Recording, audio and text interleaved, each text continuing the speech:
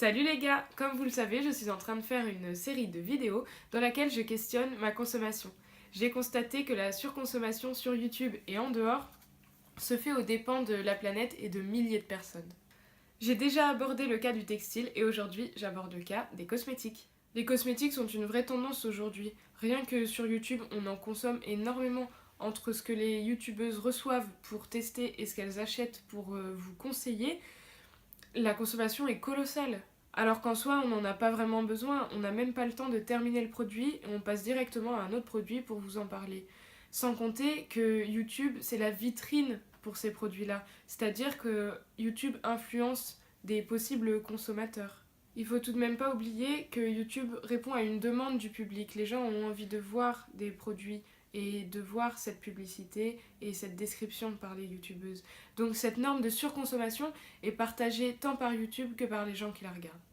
Mais cette surconsommation de cosmétiques pose vraiment beaucoup de problèmes dans le cosmétique en soi.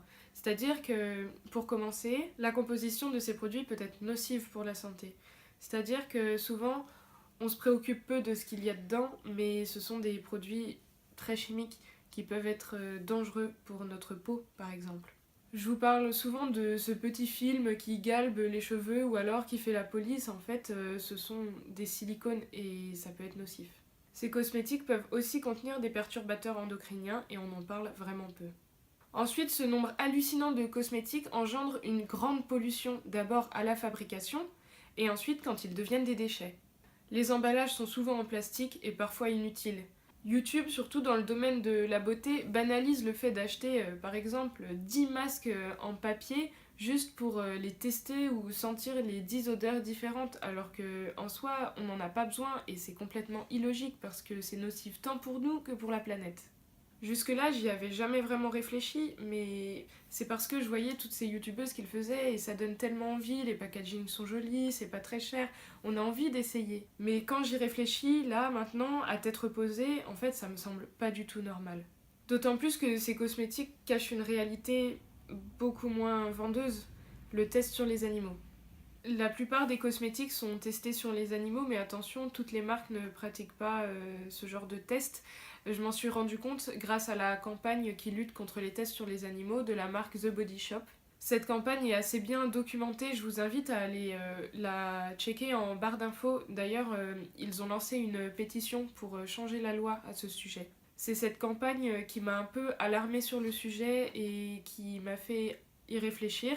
C'est grâce à elle que j'ai su qu'en fait ces tests ne sont pas réellement nécessaires, c'est-à-dire qu'on dispose de moyens autres que les animaux pour tester les cosmétiques. Donc en soi, on pourrait éviter tous ces tests terribles sur les animaux et toute cette souffrance inutile. Là aussi, je trouve que cette pratique est complètement invisible, c'est-à-dire que là encore, j'ai dû faire la démarche d'aller chercher et l'info est venue grâce à cette campagne de lutte contre les tests sur les animaux grâce à Body Shop.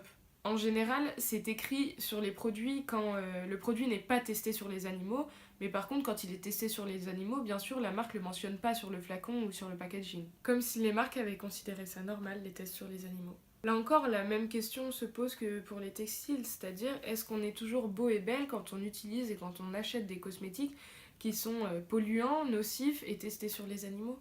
Notre argent ici est un vrai levier d'action. Acheter, c'est consentir, mais acheter excessivement, c'est encourager. Donc je pense qu'il faut accorder nos achats à nos besoins et à nos valeurs et qu'il faut éviter de se laisser piéger par la norme de la surconsommation. À force de la voir partout, cette surconsommation nous a paru normale, mais elle ne l'est pas et je pense qu'il faut vraiment y réfléchir et la remettre en question. Il ne faut pas oublier qu'elle est nocive et qu'elle n'est pas durable. On va pas pouvoir vivre comme ça très longtemps.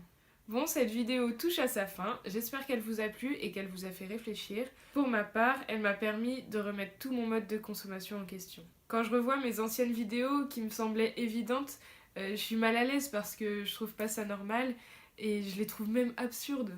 Ce serait irresponsable de continuer sur cette voie, c'est pour ça que j'ai décidé de changer de ligne éditoriale et aujourd'hui c'est plus du tout le contenu que j'ai envie de partager avec vous. Donc on se retrouve vite dans une nouvelle vidéo de cette série pour continuer à réfléchir ensemble là-dessus. Bye!